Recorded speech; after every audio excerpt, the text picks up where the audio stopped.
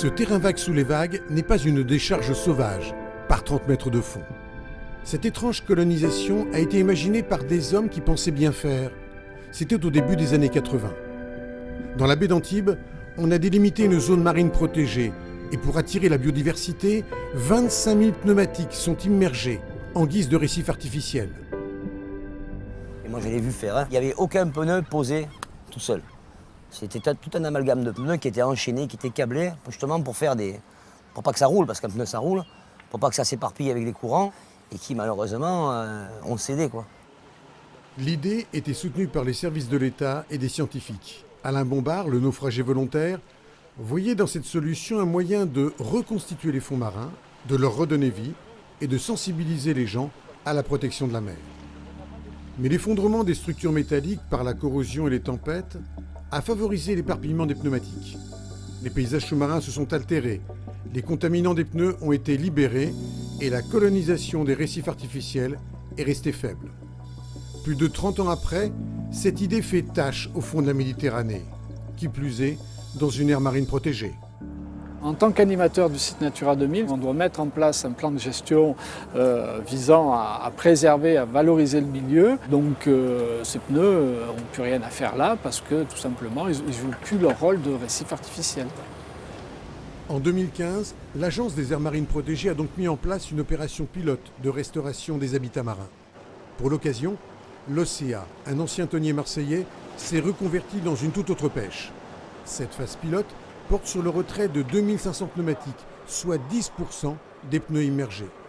À bord, tout le monde est mobilisé.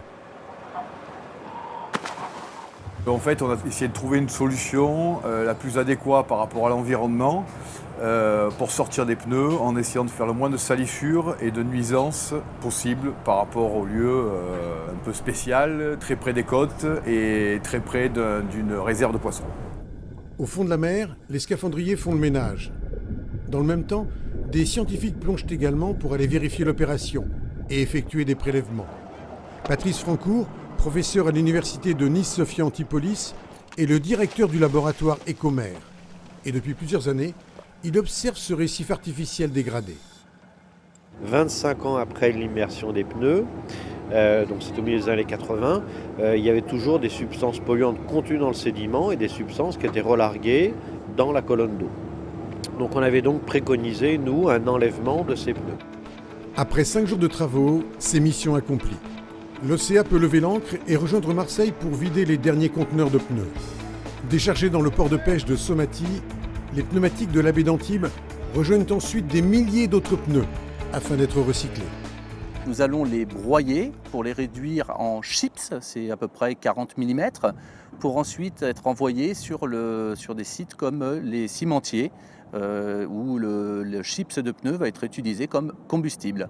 1,5 tonne de pneus équivaut à 1 tonne de pétrole.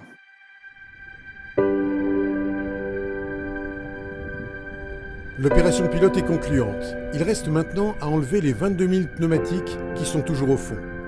Ce chantier est désormais le prochain challenge de l'Agence française pour la biodiversité. Il devrait être conduit sur la période 2018-2021. Ensuite, tout le secteur dégradé retrouvera une vie marine plus conforme à ce que l'on peut imaginer sur un site Natura 2000.